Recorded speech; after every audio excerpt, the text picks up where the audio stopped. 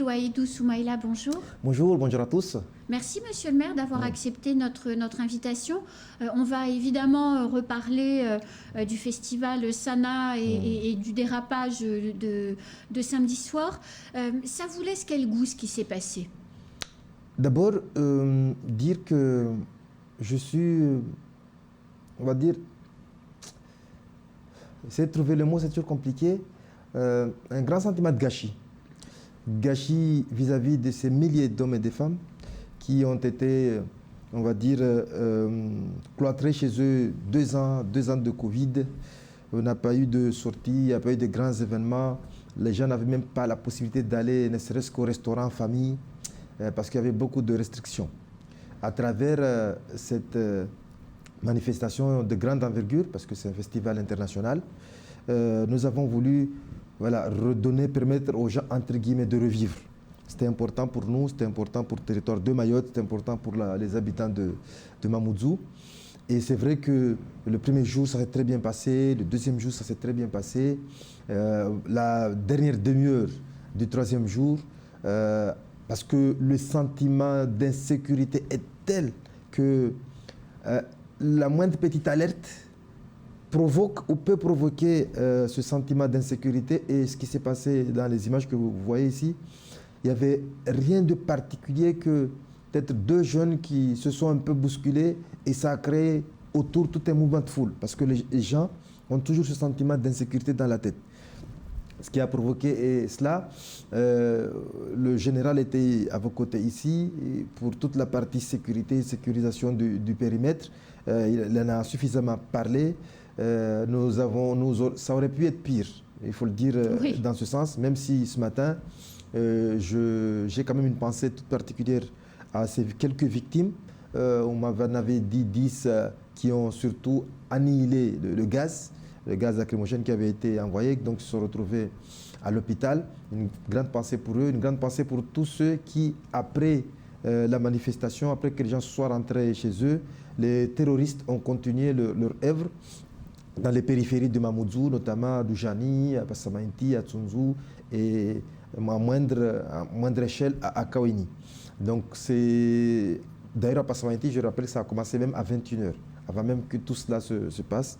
Donc c'est aussi un moment où je profite pour leur dire à quel point la ville et sera toujours à leur côté, notamment ceux qui ont eu leurs biens qui ont été vandalisés, beaucoup de voitures, les pare-brises ont été saccagés.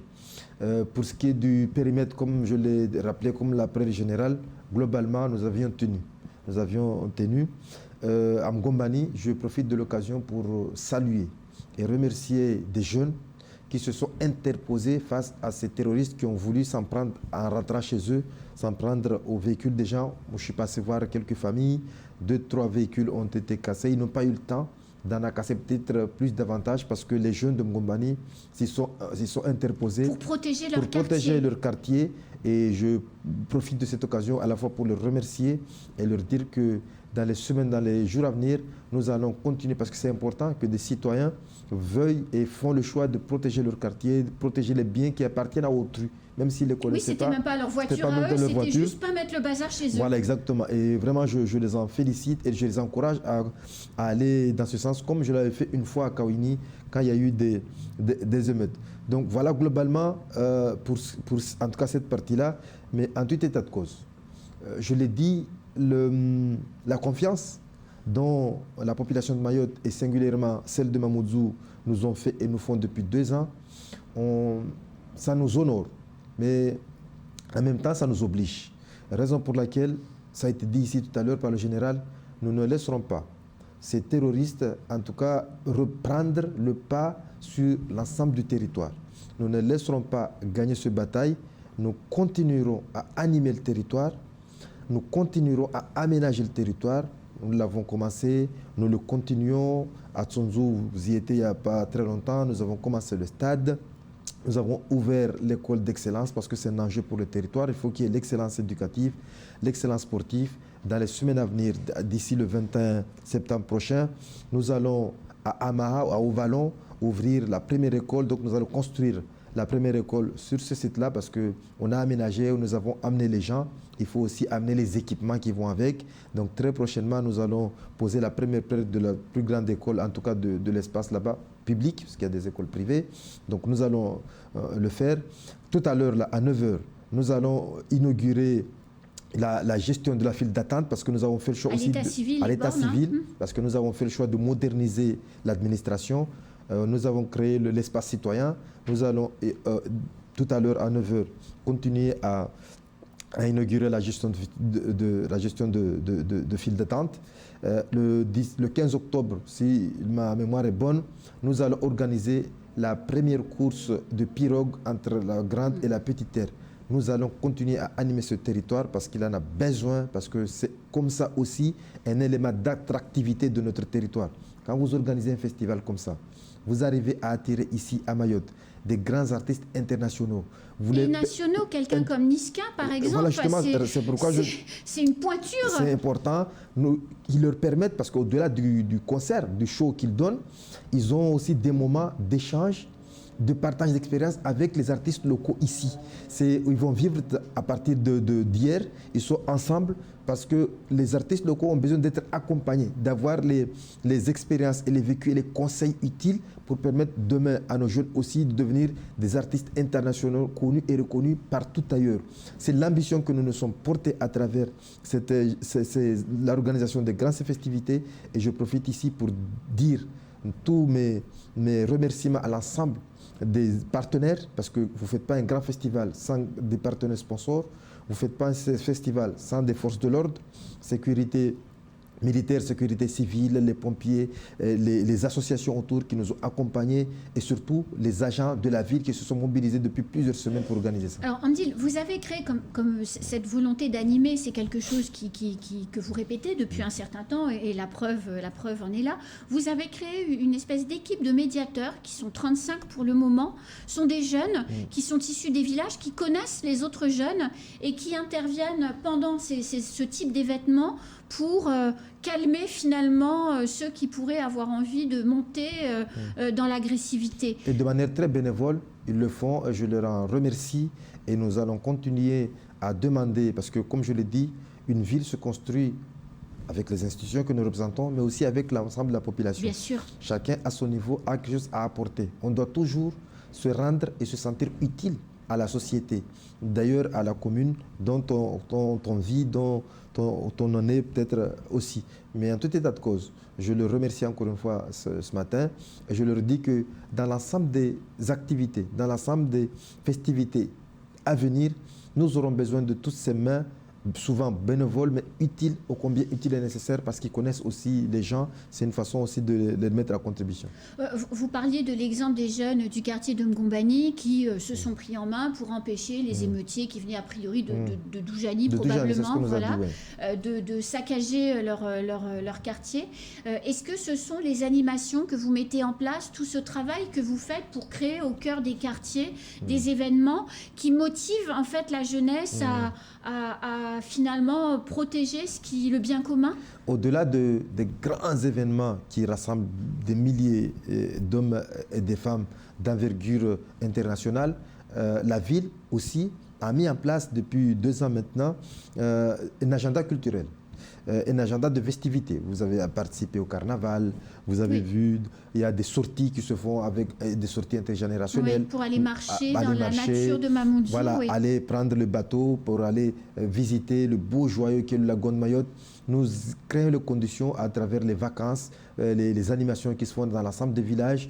Vous avez vu le premier parc d'attractions qui était au centre-ville. Oui. L'idée, c'est de continuer à avoir ce genre d'événements sur l'ensemble du territoire de la commune, parce qu'encore une fois, nous pensons que c'est utile et nécessaire de continuer à avoir des espaces de vie, parce que le cadre de vie, c'est important pour le territoire, c'est important pour la stabilité, pour l'équilibre des jeunes, c'est important. Donc nous créons les conditions et nous allons continuer à travers les parcs, nous allons animer, nous avons demandé à des associations, nous avons confié la gestion de ces parcs à des associations avec une idée qui est simple, permettre du matin jusqu'au soir que ces parcs-là soient animés, parce que nous considérons que c'est important.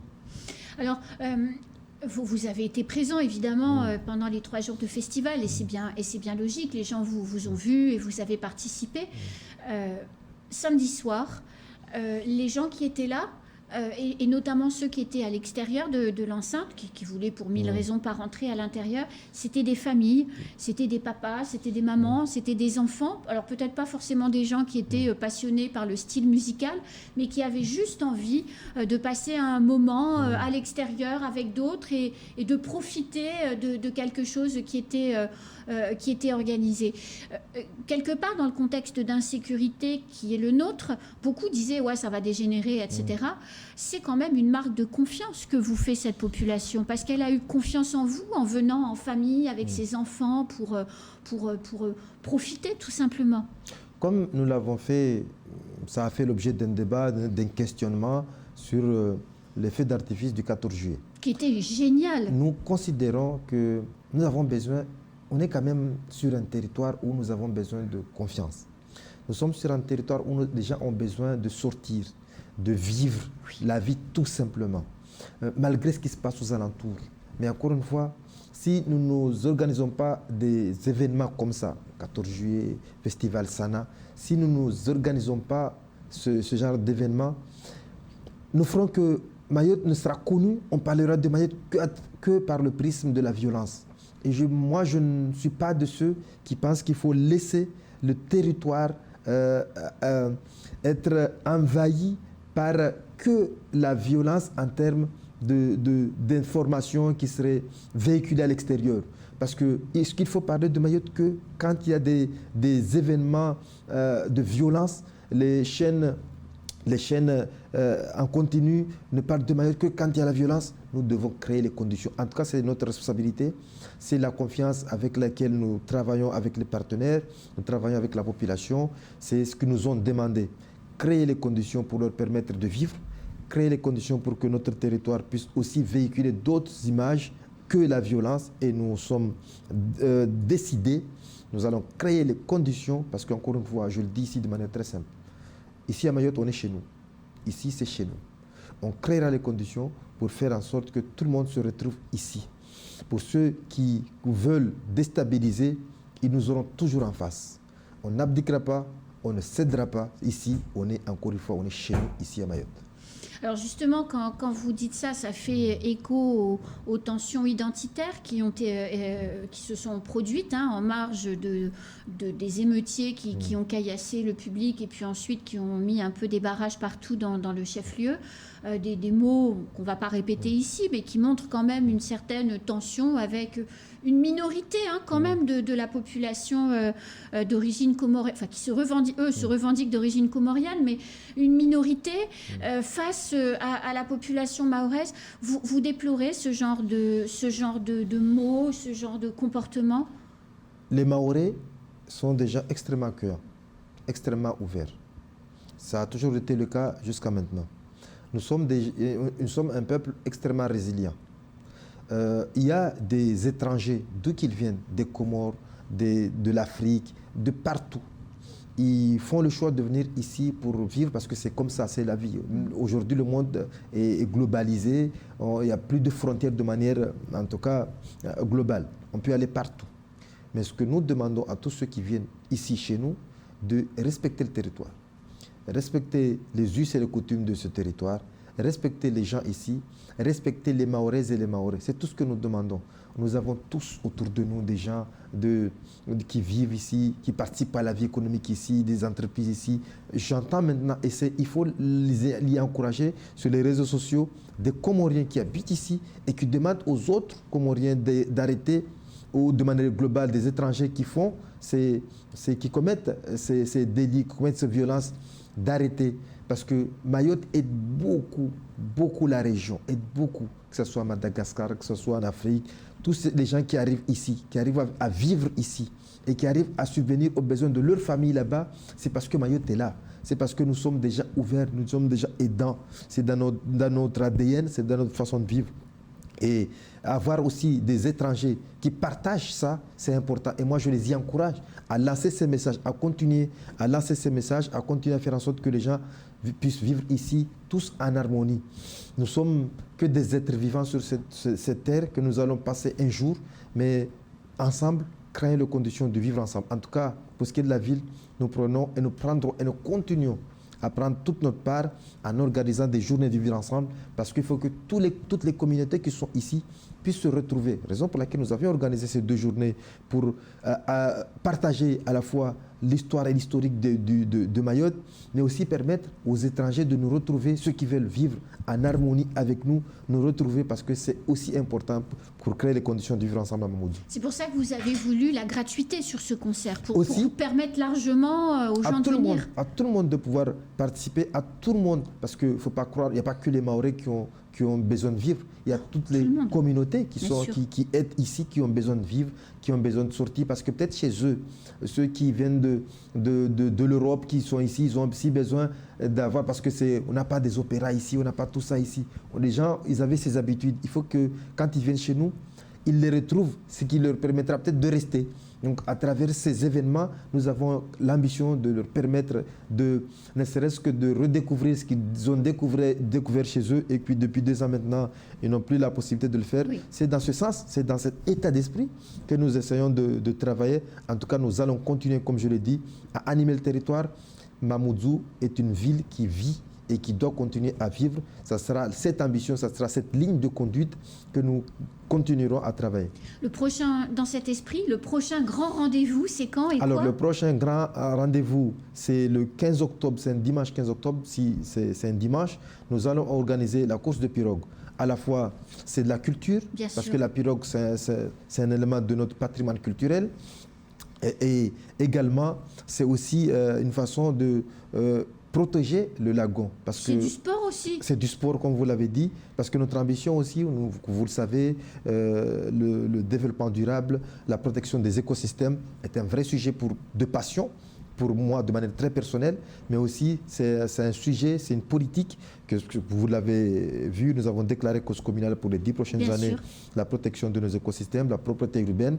Nous y travaillons acharnement, nous créons les conditions. Donc préserver le lagon, c'est un élément important, mais pour le préserver, il faut le découvrir. Il faut découvrir tout ce qu'il y a autour. Donc les animations seront organisées autour de cette pirogue pour continuer à sensibiliser, à informer, à éduquer sur l'enjeu de la préservation de notre territoire à travers son lagon, parce que c'est un joyau de Mayotte. Il faut continuer donc dans cet espace. C'est pourquoi dès le 15 octobre prochain, nous appelons, nous invitons aussi les Mahoraises et les Mahorais, toutes les personnes qui habitent, qui vivent, qui sont ici sur le territoire de Mayotte, à venir participer avec nous aussi à ce bel événement à la fois culturel à travers le Laka, donc la pirogue, mais aussi à travers le lagon, la préservation de notre lagon, à le découvrir pour cette course entre petite et grande terre. Et si on veut prendre des renseignements, si on veut participer, on appelle qui? Alors, on appelle la direction de l'excellence